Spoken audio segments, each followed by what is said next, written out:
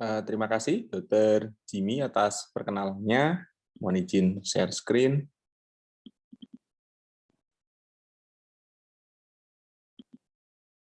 Nah, pertama-tama, selamat kepada Prodi Neurogeriatri atas terbitnya buku ajar. Ini akan menjadi salah satu bahan atau materi ajar bagi banyak orang, terutama terkait dengan masalah-masalah di geriatri. Bapak Ibu, para senior, para sejawat, izinkan saya untuk membagikan berdiskusi dengan Bapak Ibu tentang salah satu bab di buku pada neurogeriatri, yaitu nyeri pada geriatri. Tentu dengan pertimbangan khusus, terutama pada komorbiditas dan penurunan fungsi fisiologis. Nama saya Pinson, saya sehari-hari bekerja di Yogyakarta. Ini kurikulum vitae saya. Ya, tantangannya ini ya, kita ada di era pandemi, sudah lebih dari 1 tahun, dan sehingga kita banyak belajar secara daring, sehingga tantangannya selalu di 2 menit. Pertama masih begini, tetapi ketika 10 menit sudah begini. Tetapi mudah-mudahan tidak. Kenapa? Karena memang ini adalah topik yang sering sekali kita hadapi di dalam praktek sehari-hari. Izinkan saya mulai dengan sebuah kasus. Para senior, para sejawat, ada seorang perempuan 68 tahun, ya, datang dengan nyeri punggung bawah menjalar ke tungkai kanan setelah mengangkat barang. Ya. Kalau kita cermati, sebenarnya kasus ini kasus yang cukup simpel, ya, tetapi kemudian memang nyerinya, severitas daripada nyerinya itu cukup mengganggu daripada aktivitas harian, sehingga dia mengganggu aktivitas dan juga mengganggu tidur. Nah, masalahnya adalah pertama kalau kita cermati ini adalah pasien geriatri, ya. Kemudian dia juga memiliki komorbiditas, ya. Dia post-stroke iskemik, juga menderita diabetes mellitus, kemudian IGFR-nya juga itu menurun sehingga dia ada nefropati diabetika.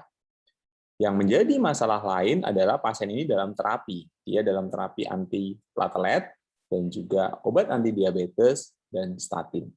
Nah, sehingga kondisi daripada karakteristik demografiknya dalam hal usia yang tua, kemudian adanya komorbiditas dalam bentuk post-stroke iskemik diabetes dan juga nefropati diabetika, dan lalu adanya komedikasi, yaitu dia juga memperoleh obat lain, itu akan menjadi suatu penyulit dalam tanda kutip atau menjadi suatu pertimbangan ketika kita melakukan tata laksana pada pasien ini. Nah, kalau dicermati, sebenarnya apa sih harapan pasien dengan nyeri? Ya, biasanya sih yang pertama adalah efek penghilangan nyeri yang cepat, ya kan? Kemudian kalau efek penghilangan nyerinya cepat, tentu dia bisa memperbaiki aktivitas harian. Yang tadi aktivitas hariannya terganggu, pasti juga akan membaik. Kalau sampai nyeri itu mengganggu suatu tidur, mengganggu aktivitas harian, tentu harapannya sih, misalnya kalau nyerinya mengganggu tidur, kalau nyerinya berkurang, maka tidur juga akan membaik. Di sisi lain, semuanya tentu berharap bahwa obat yang diberikan itu adalah aman, tanpa efek samping atau efek samping minimal, dan juga harga yang terjangkau. Nah, nyeri adalah pengalaman sensorik dan emosional yang tidak menyenangkan, yang disertai dengan kerusakan jaringan, baik itu yang potensial maupun yang aktual. Dan ini merupakan tanda vital kelima yang menjadikan alasan utama orang berobat ke rumah sakit. Nah, setelah 4 dekade, ada sedikit revisi dari IASP tentang definisi nyeri. Yang pertama kali diterbitkan tahun 1979, ada sedikit revisi dengan 6 ciri. Ya, nanti mungkin teman saya, Dr. Jimmy Barus, di sesi kedua akan lebih banyak juga membahas bahwa nyeri itu bukan hanya sekedar nosiseptor, ya, ada banyak hal di sana. Kemudian kita harus selalu mempercayai orang dengan keluhan nyeri, dan ungkapan-ungkapan verbal tentang nyeri hanyalah salah satu cara untuk penyampaian nyeri. Akan ada kelompok-kelompok populasi, salah satunya adalah geriatri yang mengalami demensia, mengalami gangguan komunikasi, tetapi di sisi lain juga mengalami nyeri. Nah, sehingga dia tidak bisa self-report, tidak bisa melaporkannya, dan tidak bisa melaporkannya dengan baik, sehingga nanti membutuhkan pendekatan asesmen yang khusus. Nah, ini mekanismenya ya, segala sesuatunya dimulai dari transduksi, adanya suatu kerusakan jaringan, yang kemudian keluarlah mediator inflamasi, terutama berikatan dengan nosiseptor di ujung saraf bebas, kemudian dihantarkan melalui proses transmisi yang terutama diperantarai oleh ion natrium sampai kepada kornu posterior di medula spinalis, lalu kemudian di sini muncullah proses yang kompleks yaitu modulasi, di mana akan ada inhibisi, kemudian ada ascendent di sana. Inhibisi tadi yang descendent terutama diperantarai oleh norepinefrin dan serotonin. Kemudian kita akan melihat ketika ascendent itu lebih besar daripada descendant inhibition, maka lalu kemudian akan dipersepsikan di otak. Tipe nyerinya ada yang nociceptif, ya, ini jelas ada suatu stimulus noxious, ini adalah bagian dari pertahanan tubuh kita. Nyeri yang sifatnya inflamasi, kalau ini bicara pada geriatri, yang inflammatory pain yang paling sering dijumpai adalah misalnya kasus osteoarthritis. Ada nyeri neuropatik, painful diabetic neuropathy, post-herpetic neuralgia, adalah bagian-bagian dari neuropatic pain yang umum dijumpai pada kasus-kasus geriatri. Tetapi beberapa waktu juga mulai muncul neuropati yang dulu kita tidak pernah pikirkan, yang ternyata dia adalah idiopatik dan ternyata juga adalah defisiensi. Ya, ini juga umum pada pasien-pasien dengan geriatri. Lalu kemudian kita akan mendapatkan nyeri disfungsional, ya, atau central sensitization syndrome, di mana tidak ada stimulus noxious, tidak ada inflamasi, tidak ada perubahan atau tidak ada kerusakan neuronal, tapi kemudian pasiennya mengeluhkan nyeri. Ya. Dan kalau kita lihat di sini adalah dia protektif, dan di sini adalah nyeri yang patologi. Di sini ambang nyerinya tinggi, di sini ambang nyerinya semakin rendah. Nah, sehingga nanti kita akan dapatkan biasanya nyeri itu adalah akut, ya, batasannya yang paling umum dipakai adalah 12 minggu atau 3 bulan, lalu kemudian nyeri itu yang bersifat kronik, baik itu nociceptif, neuropatik, ataupun juga campuran. Nah, kalau kita cermati pada pasien tadi, ibu yang berusia 68 tahun, kelihatannya sih nyerinya adalah nyeri campuran. Ya, ada komponen nociceptifnya, tetapi di sisi lain karena dia menjalar, ketungkai, ya, radicular pain itu merupakan bagian yang harus kita pertimbangkan ketika kita mendiagnosis nyeri campuran. Sehingga pasien tadi itu sangat mungkin adalah suatu pasien dengan mixed pain. Sehingga kalau di geriatri, di usia lanjut, maka yang menjadi pertimbangan adalah karakteristik-karakteristik daripada nyerinya. Nyeri pada usia lanjut lebih cenderung untuk konstan, ya, moderate to severe intensity, kemudian karena kronik, ya, kemudian pada beberapa tempat. Jadi kalau kita cermati, pasien-pasien kita yang geriatri seringkali mengeluhkan beberapa site, ya. Saya sakit di punggung, juga ada artritis, ada nyeri di tengkuk. Kalau dia juga penderita diabetes, misalnya dia akan mengeluhkan painful diabetic neuropathy. Jadi seringkali multifokal dan juga multifaktorial. Nah, misalnya sih osteoarthritis, ya, spinal canal stenosis, fibromialgia juga sering. Sekarang kita banyak mendapatkan pasien-pasien misalnya dengan CIPN, ya, kemoterapi induced peripheral neuropathy, pasien-pasien post cancer, dan jangan lupakan neuropati, ya, baik itu perifer, misalnya diabetes, tapi yang juga yang kita sering lupakan adalah defisiensi. Ini kasusnya sekarang meningkat, terutama karena kita memiliki kemampuan untuk mengukur. Dan lalu kemudian nyeri pasca herpes dan juga nyeri pasca stroke. Nah, sehingga kalau kita mendapatkan pasien dengan nyeri di assessment, nanti mungkin Dr. Jimmy akan banyak membahas ini. Assessment itu terutama adalah untuk melihat apakah ini akut atau kronik, apakah ringan, sedang, atau berat, apakah nociceptif, neuropatik, atau campuran. Tetapi pada populasi geriatri yang kita juga harus fokuskan adalah apakah ada komorbiditas dan komedikasi. Nah, ini asesmen nyerinya, lalu juga asesmen penyakitnya, di mana lokasinya dan apa etiologinya. Prinsip pengobatan sama seperti pengobatan nyeri yang pada umumnya adalah tergantung onset. Akut dan kronik pasti memiliki pendekatan yang berbeda. nociceptive, neuropatik, atau campuran tipenya. Memberikan pendekatan yang berbeda. Intensitas, ringan, sedang, berat. Pilihan obatnya juga akan berbeda. Tergantung kausanya bisa ketemu atau tidak, kausanya bisa diobatin atau tidak. Lalu, ini yang juga penting, ada nggak komorbid dan juga komedikasi. Sehingga prinsipnya yang pertama adalah AS. Ya. Assessment nyeri itu merupakan bagian yang terpenting yang akan menghantarkan kita kepada terapi yang lebih rasional. Tadi B-nya adalah belief. Ya, percayanya pasien kita.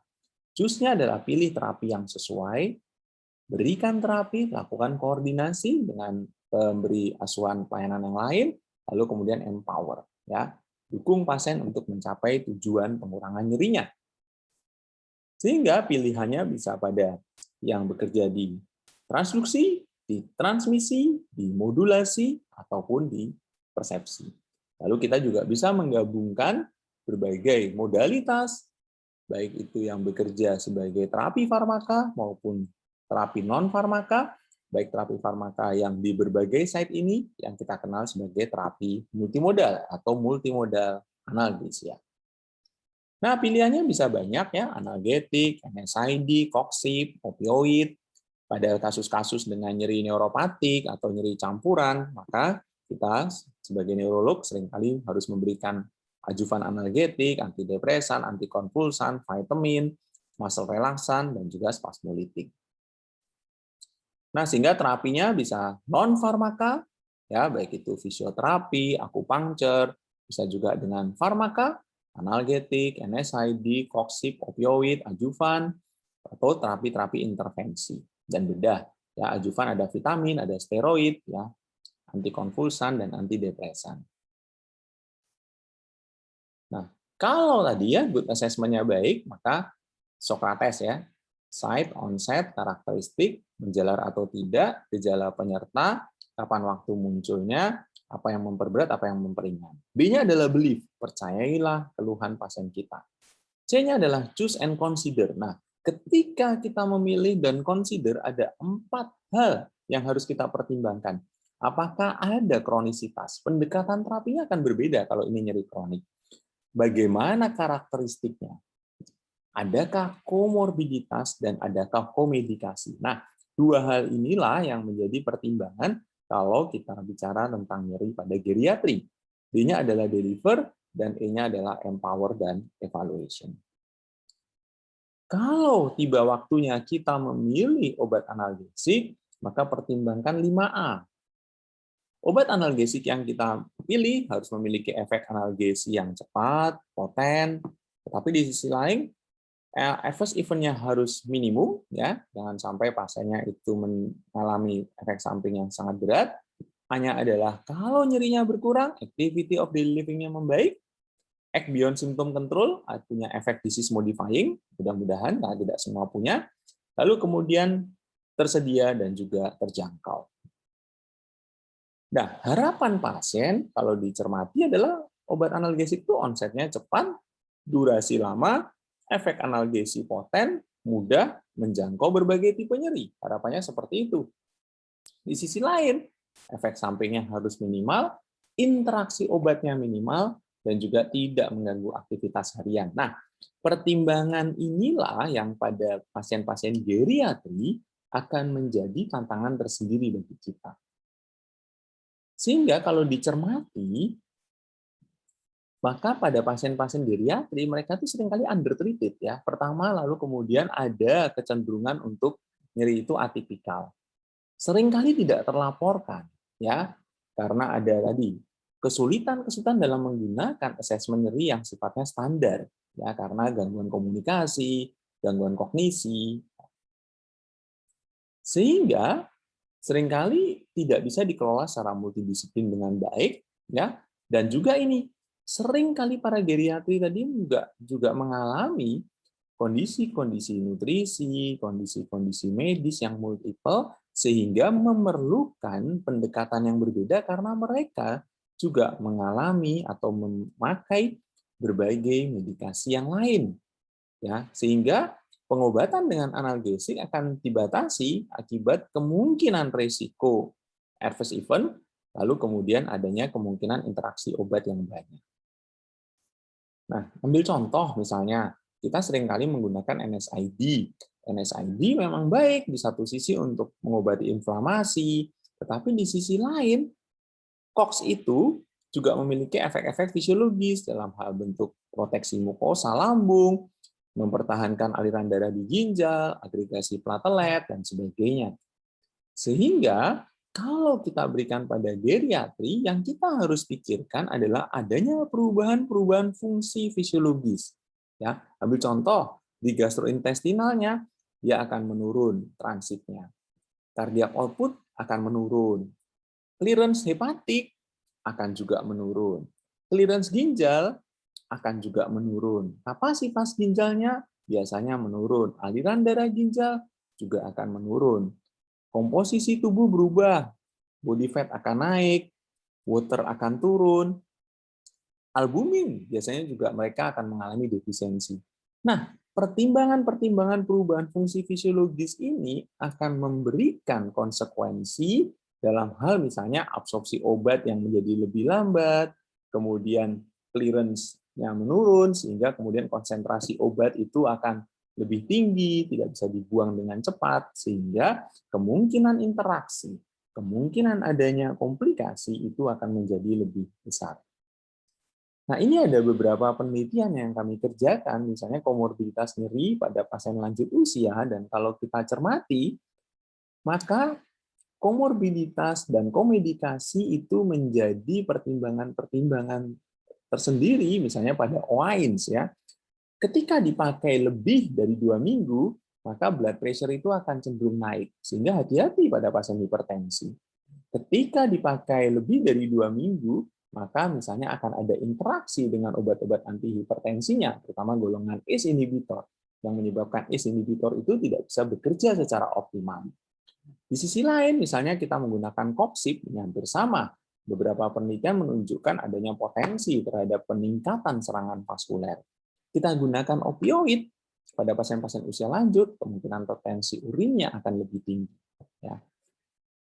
Kita gunakan antidepresan trisiklik pada pasien-pasien geriatri, aritmianya akan lebih muncul. Ya. Dan kita cermati juga, ketika pasien-pasien geriatri kita menggunakan obat-obat lain, maka kemungkinan interaksinya akan lebih besar. Ketika OAINS ini dikombinasi, misalnya seperti kasus tadi dengan aspirin dosis rendah, toksisitas gastrointestinal, kemungkinan trombosis akan lebih tinggi. Dikombinasi misalnya dengan tranquilizer, opioid, misalnya delirium akan lebih tinggi. Sedasinya akan sangat hebat.